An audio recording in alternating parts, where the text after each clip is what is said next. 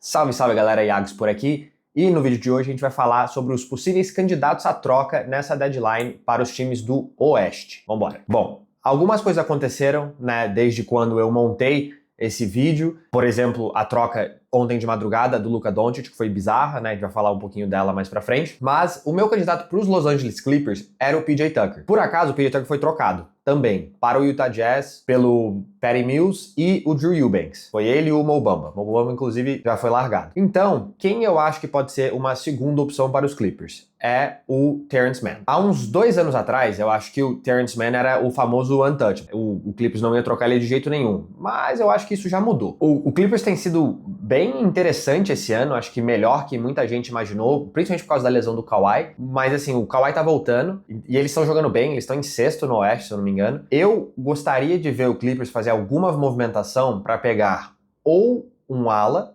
ou mais um pivôzão, 4 ou 5. E eu acho que eles podem incluir o Terrence Mann num pacote para fazer isso acontecer até quinta-feira. Falando já de cara do outro time de Los Angeles, falando um pouquinho do Los Angeles Lakers, ontem eles fizeram aquela troca bizarra pelo Luka Doncic, né? O Doncic tá machucado, mas ele vai voltar. E assim, eu acho que ainda pode mudar um pouco do time dos Lakers, até porque eles pagaram muito barato no Luka Doncic. Ah, muito barato, Iago, eles deram o Anthony Davis. Ok, só que eles só deram um primeiro round. Então eles ainda têm o outro primeiro round deles, e eu acho que o candidato que ainda pode se movimentar por eles é o Rui Hachimura. O Hachimura é um jogador novo, eu acho que eles podem colocar ele num pacote para fazer uma movimentação maior. O Lakers atualmente está 28-19, eles estão em quinto no Oeste. Mesmo com essa troca do Doncic, eu não acho que eles são favoritos no Oeste. Eu ainda acho que falta um pouco de defesa, principalmente para eles, perdendo o Anthony Davis. Times como o Oklahoma City Thunder, até o próprio Denver Nuggets, Boston Celtics, o Cavs, todos acredito serem melhores que os Lakers nesse momento, mesmo com o Doncic. O Rui Hachimura tá ganhando 17 milhões de dólares esse ano, ele ganha 18 ano que vem, então ele tem uma flexibilidade ali em termos de salary cap, né? Não é um contrato muito alto.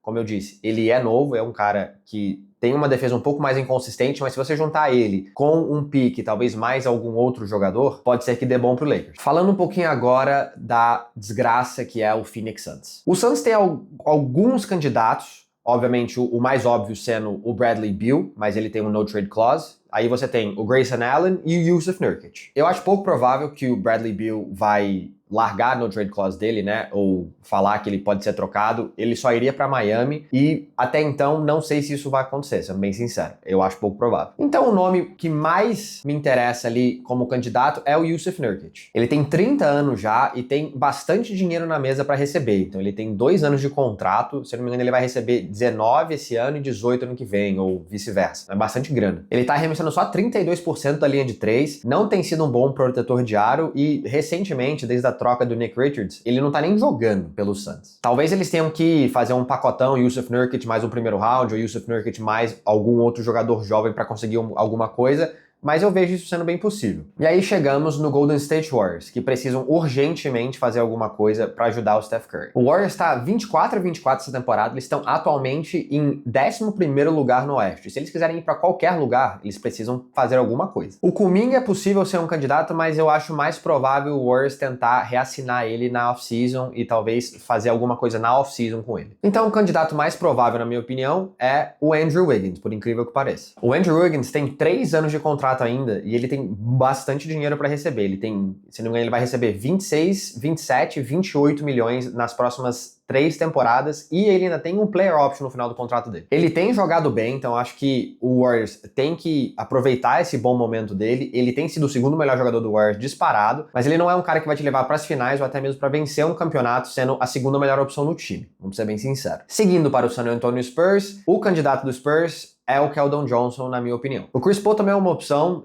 Se eles conseguirem trazer o De'Aaron Fox, eu vejo o Chris Paul sendo enviado para algum outro time, algum contender, né? Ele é um bom veterano, mas a princípio eu acho que o Keldon Johnson é a opção mais provável, principalmente se eles quiserem trazer o De'Aaron Fox. O Spurs atualmente está 21-25 e estão na 12ª posição da classificação do Oeste. O Keldon Johnson tem diminuído a eficiência dele e os minutos jogados em cada jogo desde a temporada de 2022. No geral, esse ano, o Keldon Johnson não tem sido titular em nenhum jogo, as tentativas de lance livre dele estão para baixo, ele tem jogado menos de 24 minutos por jogo, então assim, eu acho que tá na hora de mandar ele embora. Ele tem 3 anos de contrato ainda, e ele vai ganhar 19, 17,5 e 17,5. Então ele é o pacote se você quer trazer o armador de Sacramento. Indo para o nosso Houston Rockets. Bom, Houston Rockets tem impressionado todo mundo, né? Eles estão em segundo no Oeste, acho que ninguém esperava isso. E assim, eu acho pouco provável que eles façam alguma troca. O Jimmy Butler é bem improvável, eu já ouvi alguns rumores, mas eu acho pouco provável. Eles não querem trocar seus jogadores novos, como o Cam Whitmore e o Reed Sheppard. Também não querem mexer nos picks que eles têm do Phoenix Suns. O Dillon Brooks tem jogado bem o suficiente, que eu acredito que eles queiram manter ele no time, né? Ele também é um cara que é bom defensivamente. Então a única coisa que sobra, na minha visão, é o Fred VanVleet. O Fred VanVleet, mesmo que seja alguma coisa meio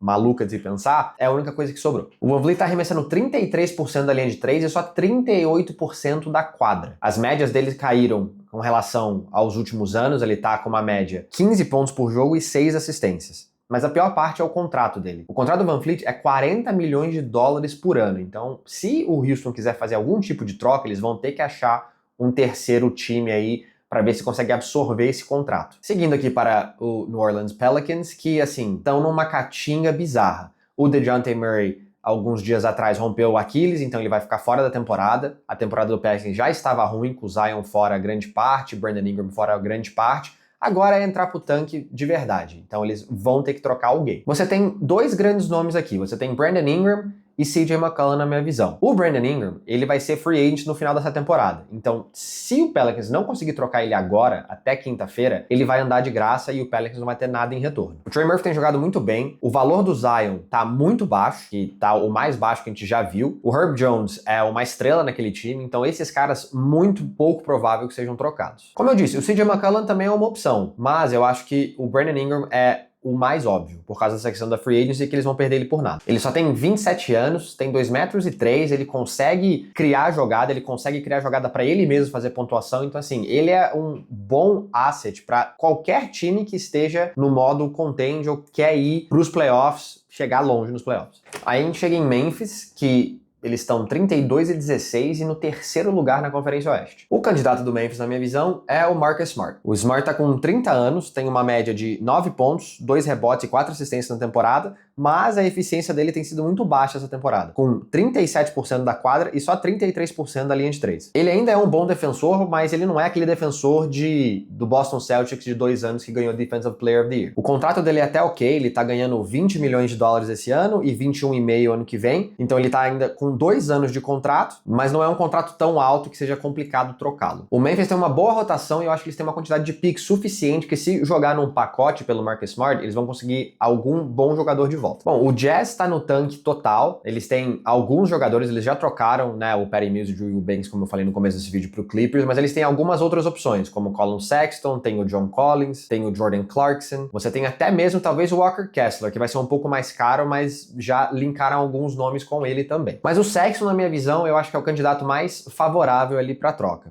Ele é novo, só tem 26 anos, ele tá com uma média de 18 pontos e 4 assistências, e tá arremessando 48% da quadra e 41% da linha de 3. E ele consegue matar mais de 90% dos seus lances livres. Então, assim, ele tem jogado muito bem. Tudo isso sem jogar 30 minutos por jogo. Ele tem contrato até ano que vem, então o time que vai receber ele não precisa renovar. Ele vai ganhar 19 milhões de dólares ano que vem, se eu não me engano. O John Collins também é muito interessante, mas como o Sexton ganha 8 milhões a menos do que o John Collins, é muito mais fácil trocar pelo Sexton do que é trocar pelo John Collins. Seguindo aqui para os Denver Nuggets. O Nuggets é um time complicado porque eles não têm muitas peças que dá pra trocar. Obviamente, Nikola Jokic, Jamal Murray, Aaron Gordon, ninguém vai trocar, né? Ou eles não vão trocar, no caso. O Russell Westbrook e o Christian Braun e o Julian Strawther também, eu acho que eles não devem se mexer. Então a gente sobra o Zeke Naji ou o Michael Porter Jr. Denver tem jogado melhor recentemente, eles estão 30-16, apesar de ter perdido para os Knicks na sexta-feira, eles têm jogado bem. E o Michael Porter tem jogado muito bem, ele tá arremessando 51% da quadra, 31% da linha de 3, com 6 tentativas por jogo. Ele tá com média de 18 pontos por jogo, 6 rebotes e 3 assistências, que é a melhor marca da carreira. 2,5, né? Mas é a melhor marca da carreira. Denver já foi linkado a alguns nomes, como Jimmy Butler, Zach LaVine e o Brandon Ingram, e o único jeito de conseguir esses jogadores é trocando o Michael Porter. O Denver, não acho que eles querem fazer alguma movimentação. rotação. Mas se eles quiserem fazer, vão ter que incluir o Michael Porter, com certeza. Aí a gente vai para um dos piores times da liga, que é o Portland Trail Blazers. Bom, ninguém quer o DeAndre Ayton, ninguém. E o Jeremy Grant já tem 30 anos e tem um contrato estratosférico. Então assim, aqui tá um negócio bem complicado. Quem sobrou, na minha visão, foi o Robert Williams, que você consegue ele facilmente por 2 segundos rounds, até mesmo 1 segundo round se bobear. Ele é um bom defensor, ele tem só 27 anos, né, e qualquer time que queira mais um pivôzão, mais um 5 ali, para rotação, ele é um bom nome para ir atrás. O contrato dele é bem amigável, ele só ganha 12 milhões de dólares esse ano e ele vai ganhar 13 milhões ano que vem. Então você tem 2 anos de contrato ainda. Esse é um dos caras que eu acho muito provável que possa ser trocado ainda até quinta-feira. Vamos supor, até mesmo pro Lakers, que agora vai precisar de um pouco mais de rotação ali no 5. É uma possibilidade. Bom, o Thunder é um daqueles times que eu não acho que precisa fazer nada se eles não quiserem, né? Já é um time muito sólido, estão em primeiro.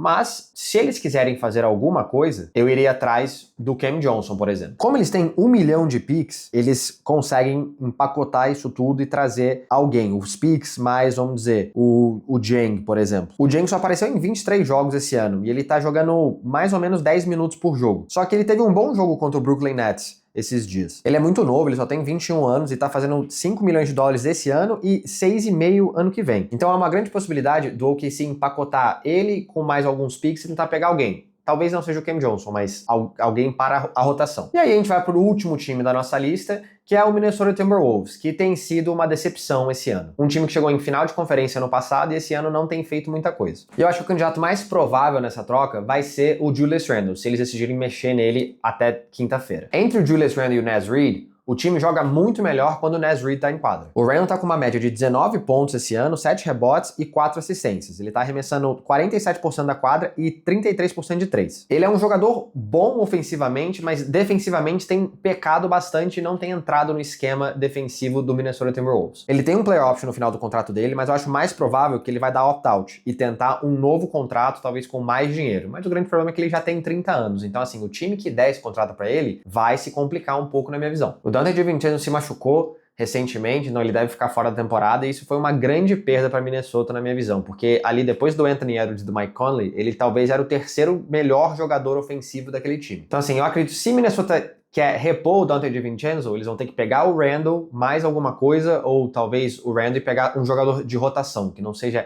excepcional, mas é possível. Bom, galera, então é isso. Os times do Oeste é a parte 2 do vídeo anterior. A gente teve algumas trocas bizarras, tipo do Luka Doncic. PJ Tucker também já saiu fora. Eu acho que no decorrer dessa semana vai ter muita coisa que vai acontecer. Lembrando que a trade deadline ela acaba na quinta-feira, então ainda é possível. Eu vejo o Mavs tentando fazer alguma coisa ainda, por incrível que pareça. O Lakers, eu tenho certeza que vai fazer alguma coisa para tentar melhorar aquela rotação defensiva deles, que com a saída do Anthony Davis se foi. E você tem o Warriors, possivelmente, tentando auxiliar o Steph Curry aí no final da carreira dele. Show? Se você gostou do vídeo, deixa seu like, se inscreve no canal, ativa o sininho. Tamo junto, valeu!